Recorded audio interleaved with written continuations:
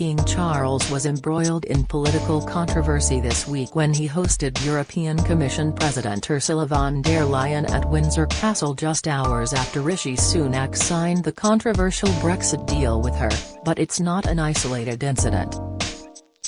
The royal family has often been accused of getting too involved in politics, with even the late Queen coming in for criticism. Here are examples show it is a difficulty the family has faced since before the Second World War.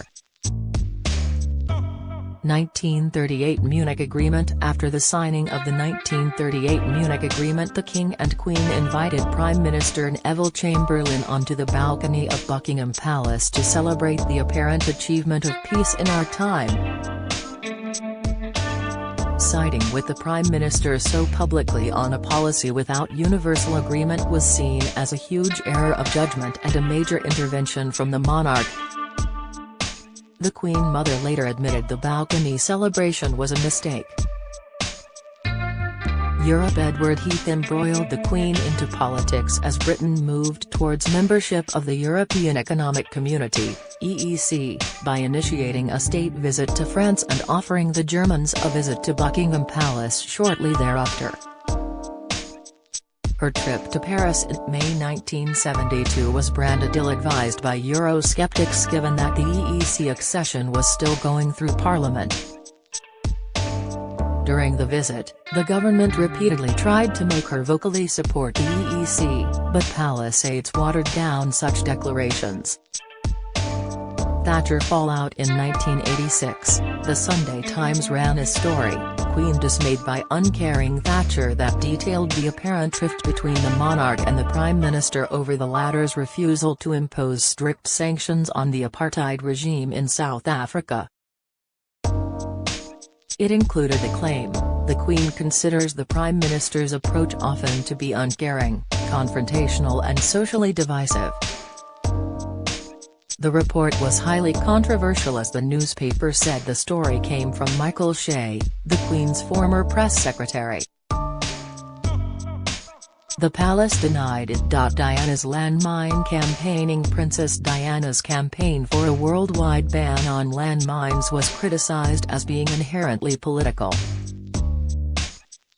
It appeared to endorse Labour's policy and put John Major in hot water as he said Britain would not support a ban until all countries had signed it. Diana was outspoken about the need to ban the plague on Earth and described the UK government's policy on landmines as hopeless. The government later signed the Ottawa Treaty in December 1997, 3 months after her death, which banned the use of landmines. Harry and Meghan give an updated timeline to vacate Frogmore Cottage. Long after coronation, Prince Harry and Meghan Markle have reportedly been given an updated timeline to give up the keys to their royal home, Frogmore Cottage, with the couple expected to be given a new palace home by King Charles. While the Sussexes must leave their previous residence within weeks, the America-based couple could be offered Prince Andrew's old suite in Buckingham Palace. Sophie Wessex speaks out. 2 years after she married into the royal family, Sophie Wessex was embroiled in a political row. In 2001, recordings were released of damning conversations of the royal criticizing then Prime Minister Tony Blair, his wife and Chancellor Gordon Brown. The Sophie tapes saw her dismiss Brown's budget as pep, criticize Blair's attempts to ban fox hunting, and accuse former Prime Minister John Major of leaking damaging royal information to distract from his political problems. Charles and his Black Spider memos. Between September 2004 and March 2005, Charles sent secret letters to ministers in an attempt to influence government policy. The 27 letters, known as Black Spider memos because of his spiral handwriting, were released after a 10-year legal battle to reveal their contents. The letters revealed the heir to the throne had lobbied the Prime Minister and other senior ministers on the defence budget, the national curriculum and badger culling. Abu Hamza. In 2012, The BBC's security correspondent got in hot water for revealing on the radio that the Queen had told him, in a private meeting, she was aghast that radical Islamic cleric Abu Hamza had not been arrested. He was known for airing vehemently anti-British views as Imam of Finsbury Park Mosque in North London.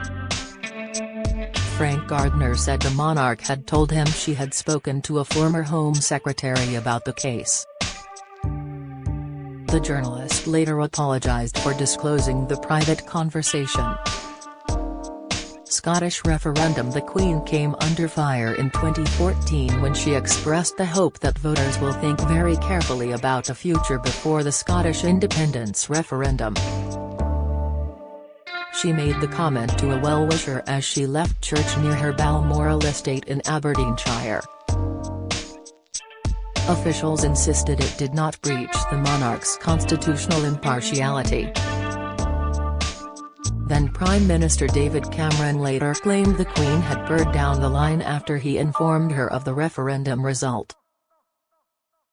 Queen calls Chinese officials very rude. The Queen was caught on camera saying Chinese officials were very rude during the 2015 state visit by President Xi Jinping.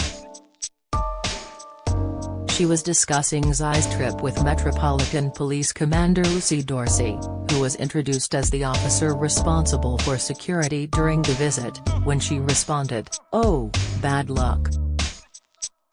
Later, the Queen told her, they were very rude to the ambassador. Proroguing of Parliament. In 2019, the Queen agreed to prorogue Parliament at the height of the Brexit crisis on the advice of her Prime Minister, Boris Johnson. Tradition dictates that monarchs grant the Prime Minister his requests. The decision prompted a fierce backlash as Mr Johnson was accused of using the monarch to stop MPs scrutinising his Brexit plans. The Supreme Court later ruled that his advice was unlawful and said it was impossible to conclude there had been any reason, let alone a good reason, to advise Her Majesty to prorogue Parliament for 5 weeks. Harry hits out at Trump. Harry was duped by 2 Russian hoaxers that he was speaking to climate change activist Greta Thunberg. During the 2 calls, with one made shortly after Megxit, Harry criticized Donald Trump as having blood on his hands over his climate change credentials. Charles on immigration. Last year, Charles reportedly described the government's controversial policy of sending asylum seekers to Rwanda as appalling. In his Easter message not long afterwards, he appeared to firm up this criticism when he referred to the unutterable tragedy of those who've been forced to flee their country and seek shelter far from home. He said they are in need of a welcome, of rest, and of kindness. Camilla on freedom of speech. Last month, Camilla urged authors to remain true to your calling and resist curbs on freedom of expression in an apparent objection to the changes made to Roald Dahl's books. A source close to the Queen said she was shocked and dismayed that publishers Puffin had made hundreds of changes to the original text of the much-loved children's books. The following day, Puffin announced they will publish a collection of the books with unaltered text as well as the new versions.